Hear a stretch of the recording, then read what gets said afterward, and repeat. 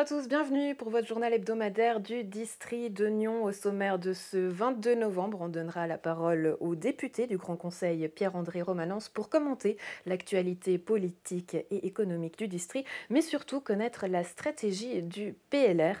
On reviendra également sur les assises vaudoises du climat et pour finir, une touche de gourmandise avec des nouvelles du mondial de fondue de Tartenien. Rire de tout, mais pas avec n'importe qui, ou plutôt n'importe quand, et encore moins quand les finances vont mal. La semaine dernière, une boutade du conseiller d'État Philippe Lebas, comparant une demande d'aide financière de la région de Nyon à de la mendicité, est mal passée dans le district, un sujet signé Rodolphe Henner. Monsieur le Président, Mesdames et Messieurs les députés, mes chers collègues, j'ai cru que la mendicité était interdite depuis peu dans le canton de Vaud. La mendicité interdite dans le canton de Vaud. Le mot est du conseiller d'État Philippe Lebas. Seulement le trait d'humour a plutôt mal passé. C'est qu'il venait en réponse à une question du député de Crassier, Serge Mély, lequel demandait si le canton, via la loi sur l'appui au développement économique, pouvait donner un nouveau coup de pouce au conseil régional qui connaît une crise de confiance.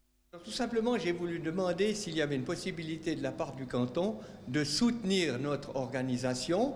Et le conseiller d'État, à ma grande surprise, m'a simplement répondu Monsieur Mély, la mendicité est interdite sur le territoire vaudois. Ça passe un petit peu moins bien parce que je ne crois pas que c'est simplement de l'humour.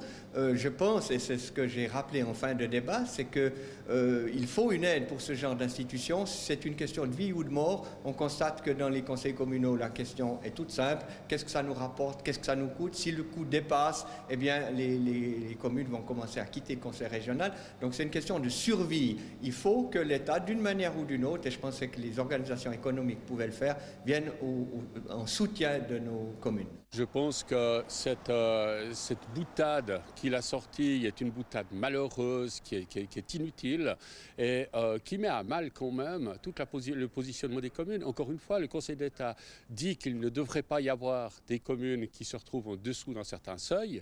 Et finalement, Philippe Lebas nous dit qu'on fait de la mendicité. Alors il y a deux discours. Peut-être qu'il aura l'occasion de s'en expliquer, qu'elle était irréfléchie, en tout cas à première audition de la part, j'allais dire, des principaux responsables politiques de notre région, elle est considérée comme tout simplement déplacée. C'est que si Philippe Lebas semble ne pas vouloir entendre les préoccupations de Région de Nyon, le Conseil d'État, dans son ensemble, ne cesse de saluer cette organisation. Exemple avec Jacqueline de Quattro, conseillère d'État en visite jeudi à Loing, à l'occasion de l'Assemblée des syndics.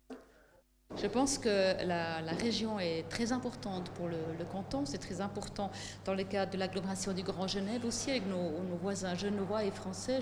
Je m'y rends tout à l'heure, les enjeux sont globaux, c'est une métropole qui déborde, qui vient jusqu'ici.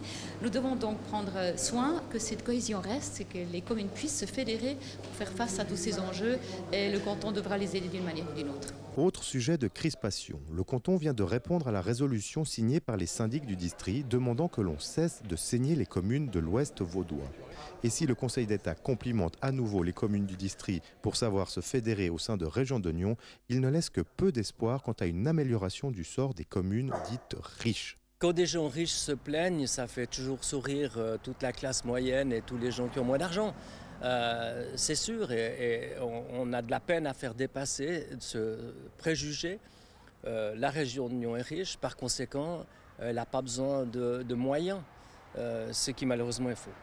Quant à la boutade de Philippe Lebas, l'intéressé s'en explique de la sorte par téléphone. Commencer par rappeler tous les efforts considérables que le canton a fait pour le développement économique de la région. S'il y a une région dans ce canton qui a bénéficié de l'engagement du canton pour ce développement, c'est bien la Côte. C'est le sentiment que tout le canton a. Pour le surplus, je regrette que monsieur Mély ait moins de sens de l'humour quand il en est victime que quand il en est l'auteur. Alors que les communes de l'ouest du canton doivent faire face à des déficits budgétaires, des hausses d'impôts sont proposées pour stabiliser les finances communales. D'un côté, comme à Rolles, ces hausses sont refusées. De l'autre, comme à Nyon, elles sont acceptées mais challengées par des voix référendaires. On en parle avec vous, Pierre-André Romanens. Bonjour. Bonjour. Mardi prochain, vous déposerez au Grand Conseil un postulat. Quelle sera la teneur de ce postulat exactement ? Déjà pour préciser, oui, il y a ce postulat qui est en circulation et négociation. La volonté, et puis de déposer déjà mardi prochain, parce qu'on a l'urgence aussi. On voit que les communes de cette région en particulier ont des difficultés.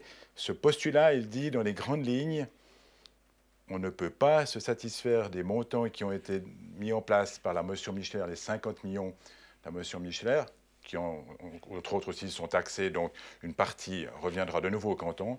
Il en restera à peu près une bonne trentaine de millions pour les communes. On ne peut pas se satisfaire de ceci. On doit aller près de ces communes qui voient des charges extraordinaires leur arriver, vu la réforme fiscale et la péréquation. Et ceci, c'est juste un palliatif pour la période 2019. Et ensuite, on doit revoir les choses en profondeur. Mais là, on doit venir auprès des communes, au chevet des communes qui ont ce problème-là. Il y en a quelques-unes dans le canton, en particulier dans cette région, et ce postulat va dans ce sens-là. Ces communes, il faut y aller justement au cas par cas, hein. Certains refusent l'augmentation des impôts, d'autres l'acceptent. J'imagine que vous avez choisi votre camp, vous refusez quelque part ces augmentations d'impôts. Pourquoi? Quels seraient vos arguments? Qu'est-ce que vous dites justement à l'État et au canton? Déjà, un citoyen d'une commune, on augmente l'impôt, absolument rien ne reste dans cette commune. Tout part dans le canton, à l'État de Vaud. C'est déjà difficile, hein. Vous augmentez l'impôt, mais rien pour vous, tout pour les autres. Quelque part, c'est quand même difficile à supporter, à comprendre. Et pour ma part, c'est clair que le refus d'augmenter l'impôt est intéressant puisqu'il dit au canton ce message-là, non, ce n'est pas possible de continuer simplement d'augmenter l'impôt. Puis il faut savoir une chose, les communes riches, on a dit tout à l'heure, on a entendu dans le reportage, communes riches, c'est des contribuables. Qui pleurent la bouche pleine. Qu'est-ce que vous répondez? Ce sont des contribuables à fort revenu, à gros revenu, qui contribuent à la richesse du canton. Ce n'est pas la commune riche, c'est qu'il y a des contribuables qui participent largement au bien-être de ce canton. Ils sont dans cette région. Le taux d'impôt est relativement bas, c'est vrai, par rapport à d'autres, mais la valeur de ce point d'impôt est très haut. Et puis, on contribue très largement, puisque Distrignon, je rappelle chaque fois, c'est plus de 30% de la facture cantonale qui est payée par notre région, 10% d'habitants environ.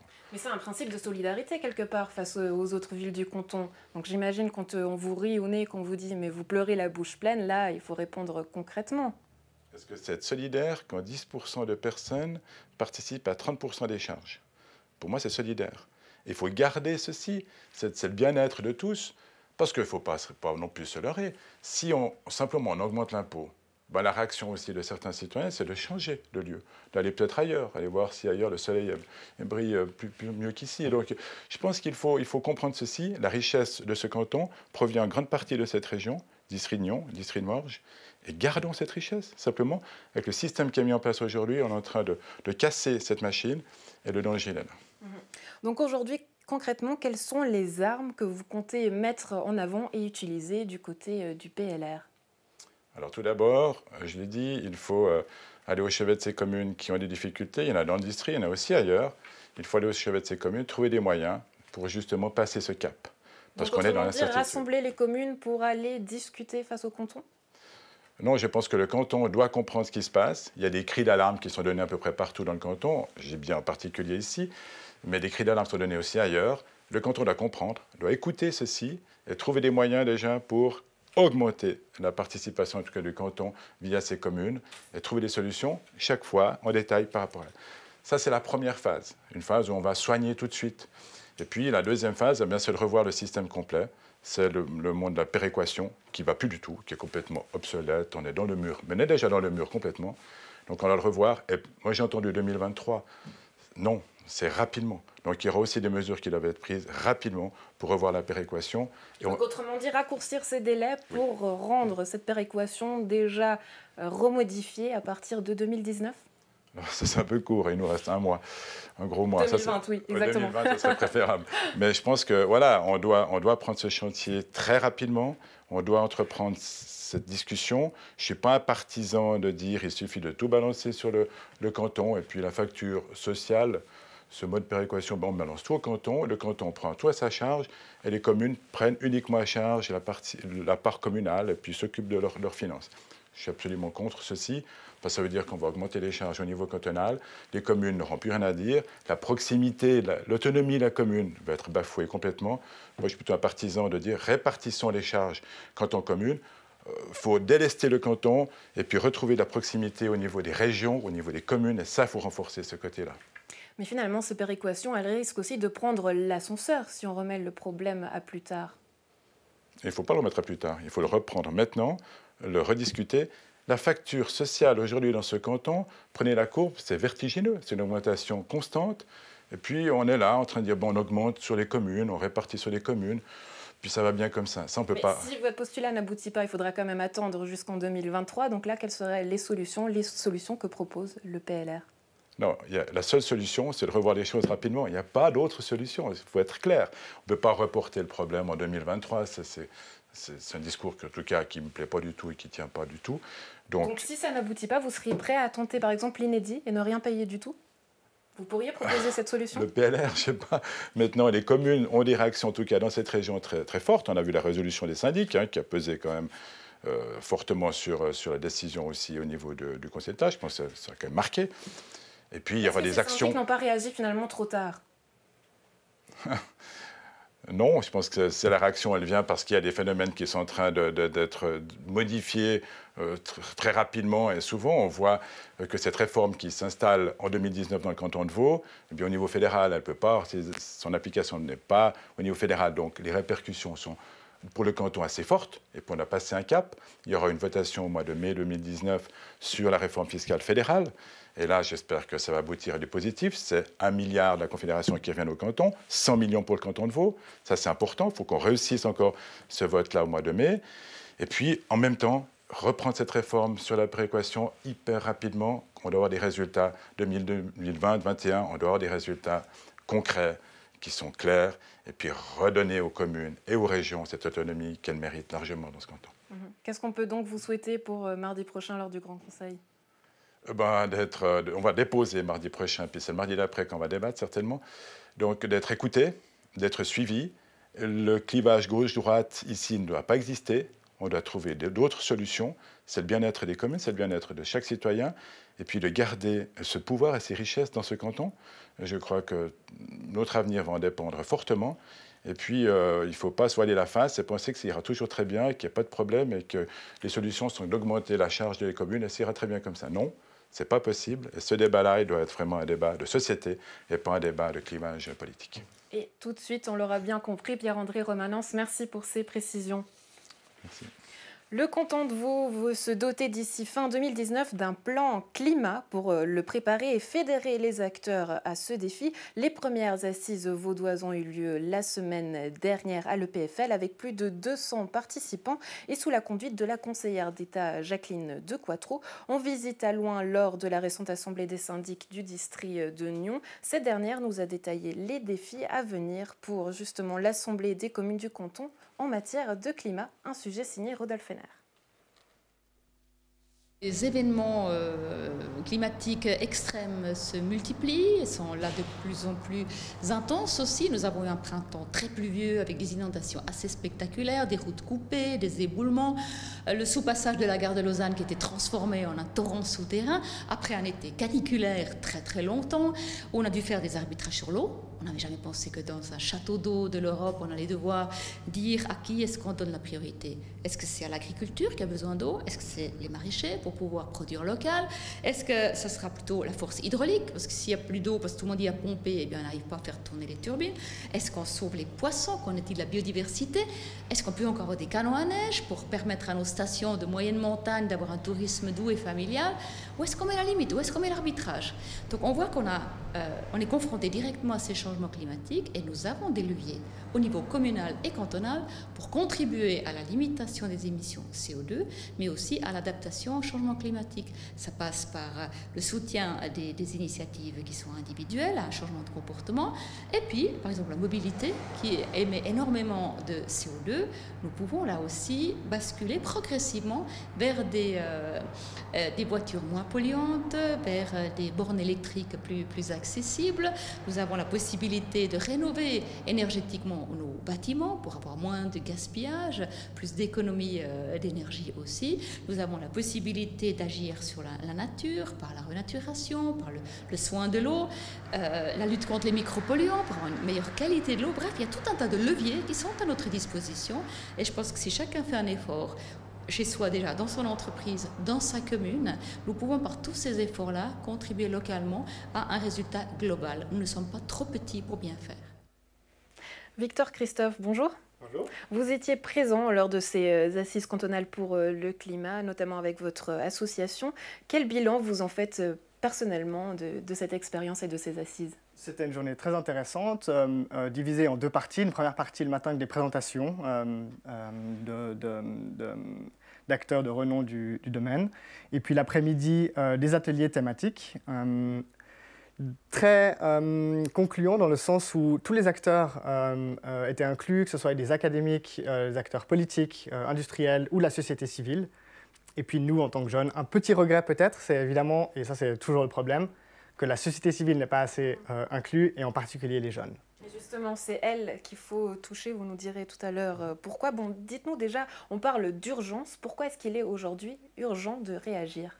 Il est urgent parce qu'on a déjà émis trop de gaz à effet de serre, de CO2 dans l'atmosphère, qu'il y a des conséquences dramatiques qui vont se produire dans les décennies à venir. Quand on parle de conséquences dramatiques, c'est-à-dire de quoi est-ce qu'il s'agit exactement? Il y a une étude qui est sortie cette semaine, je crois, de Météo Suisse et de climatologues de l'ETH de Zurich, qui dit que si on ne fait rien, si on continue comme ça, l'année 2018, avec ces inondations, rappelez-vous la gare de Lausanne inondée, la sécheresse de cet été, les canicules, vont devenir la norme d'ici la fin du siècle.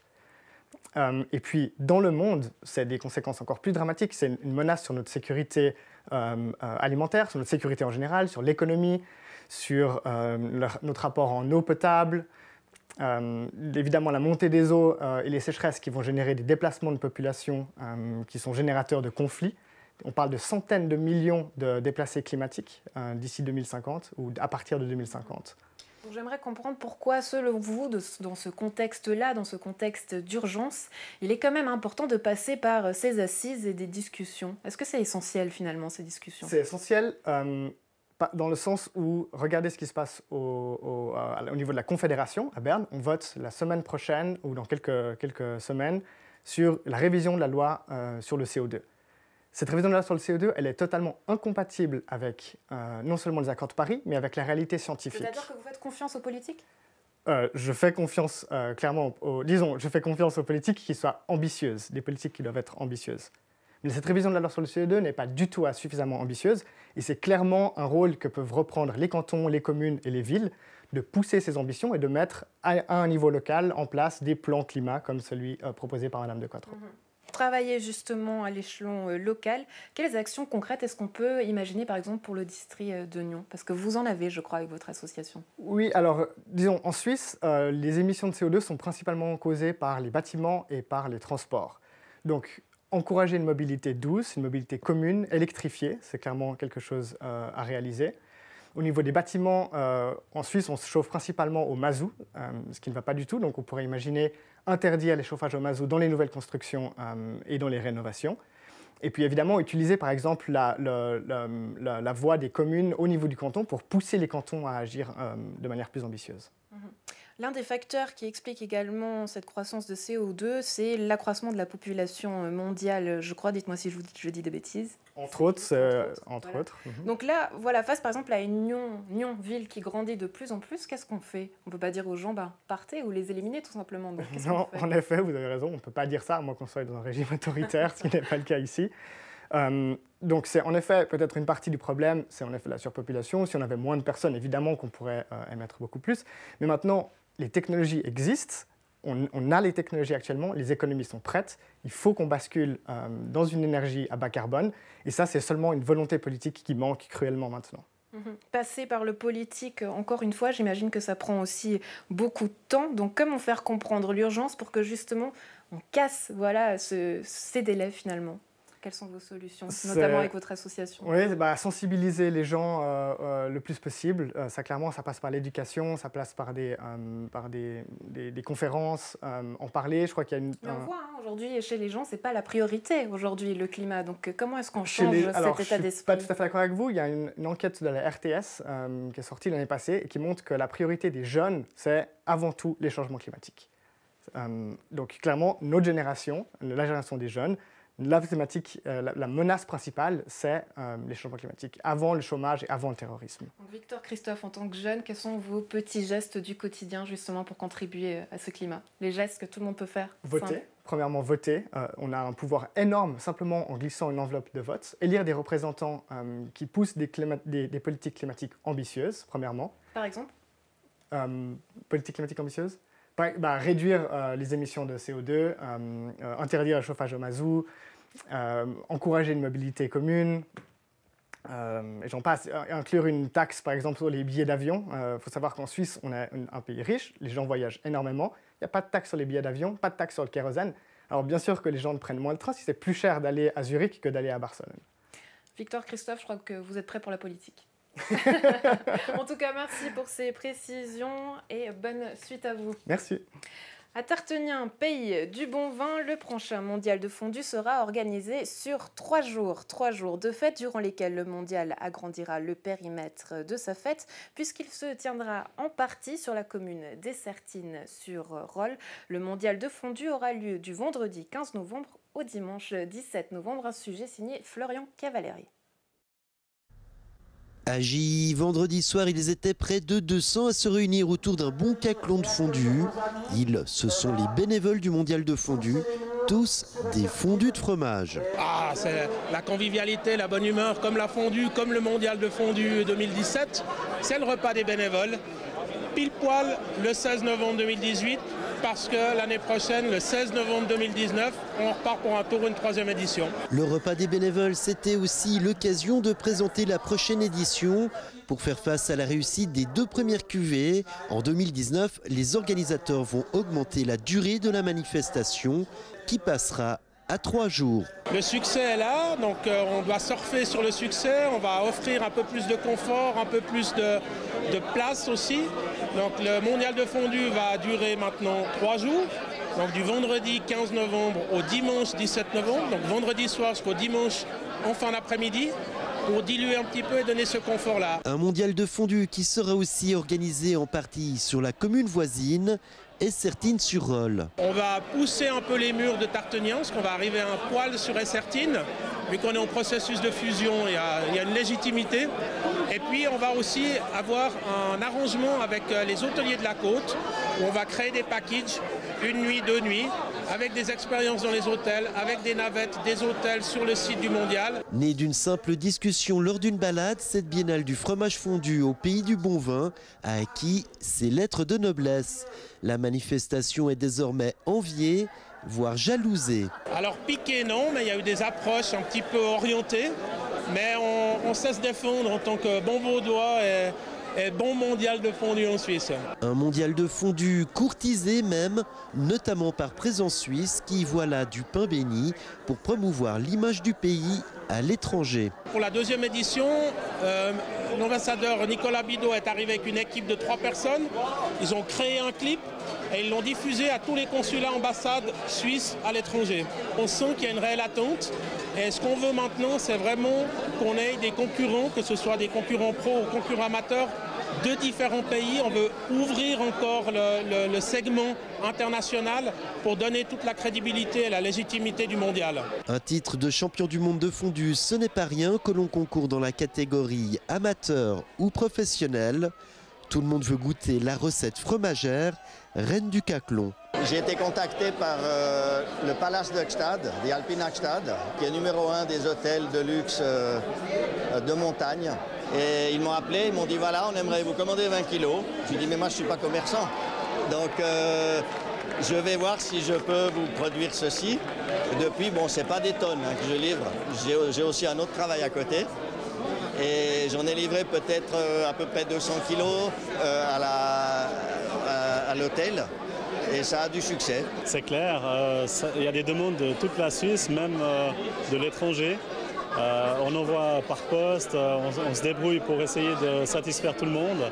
C'est pas facile, mais C'est un sacré succès, ouais. Le plus loin, je crois que c'est Canada, si je ne me trompe pas. Mais on a eu des demandes d'Allemagne, Suisse allemande, au Tessin. On peut dire qu'on est victime du succès parce qu'on doit refuser des commandes, on doit refuser des gens. Alors souvent on essaye de différer dans le temps, on peut vous livrer mais dans 3 mois par exemple. Si le fromager Bénédicte Vutriche a d'ores et déjà décidé de remettre son titre en jeu, André Bourki, lui, aimerait plutôt intégrer le jury. Quoi qu'il en soit, le prochain mondial de fondue aura bien lieu du vendredi 15 au dimanche 17 novembre 2019. À suivre l'actu en bref et agendé avec Florian Cavalieri. Pour marquer la journée internationale pour l'élimination de la violence à l'égard des femmes qui a lieu tous les 25 novembre et les 50 ans de la section reloise du club Sœurs Optimistes, la municipalité offre l'apéro aux habitants de la commune.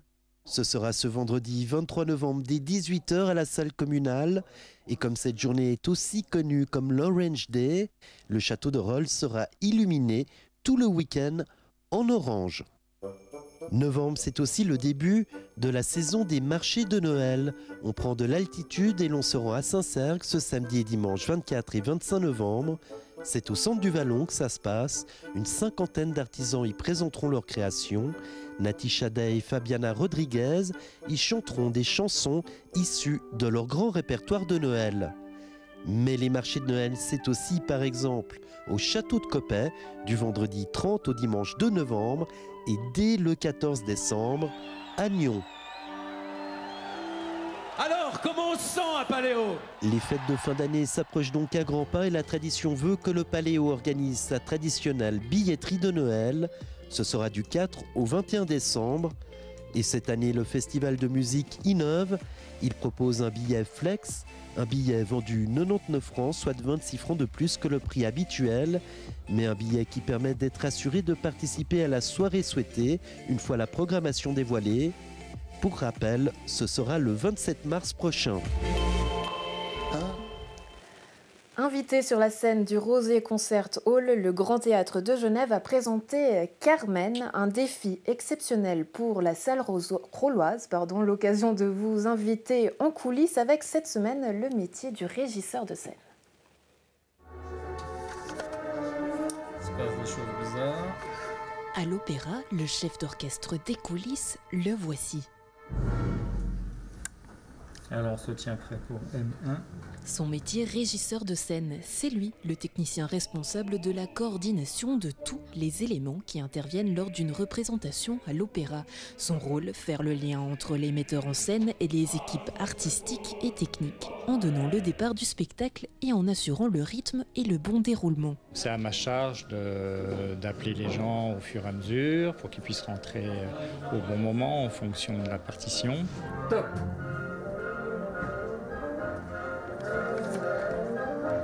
Donc c'est à la fois des entrées de solistes, ça peut être les enfants, c'est aussi ce qu'on appelle des tops, donc des effets, ça peut être un effet de machinerie, ça peut être un effet de son, une sonnerie de trompette, l'entrée du chœur. Donc c'est gérer tout ce qui se passe en coulisses pour que tout s'ordonne tel qu'on l'a prévu ou en tout cas répété. C'est ce qu'on appelle dans le milieu artistique les cues, un terme anglais qui se réfère au moment où une réplique doit être donnée ou un effet doit être réalisé sur scène. Je peux voir le chef. Tu es prêt pour le sprint, ça va?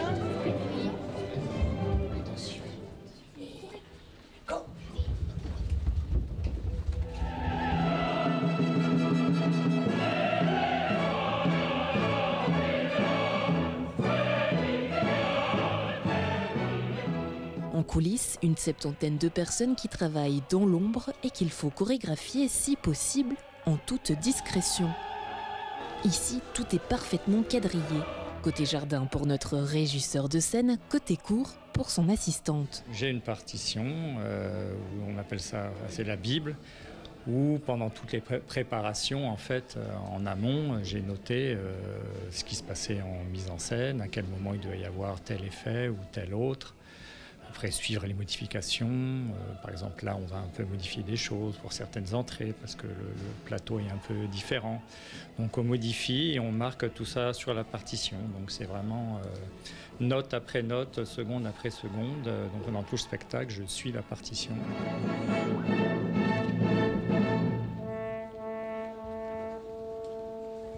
Un travail minutieux qui laisse peu de place aux imprévus, même s'ils peuvent arriver.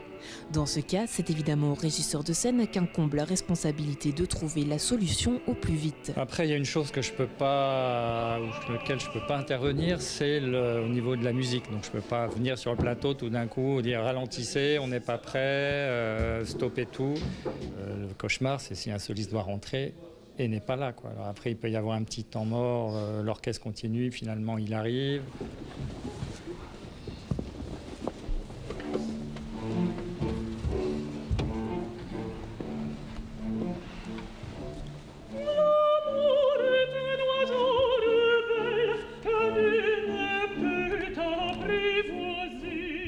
C'est ce qu'on appelle la magie du spectacle. Voilà, c'est l'addition de tous ceux qui y participent. C'est pas une personne. Moi, j'ai une fonction particulière, comme le chef d'orchestre. Mais le chef d'orchestre, sans les musiciens, il ne fait rien. Moi, sans les techniciens, je ne fais rien. Eux ont besoin de moi, moi j'ai besoin d'eux. Et c'est cette harmonie qui fait qu'il y a la magie.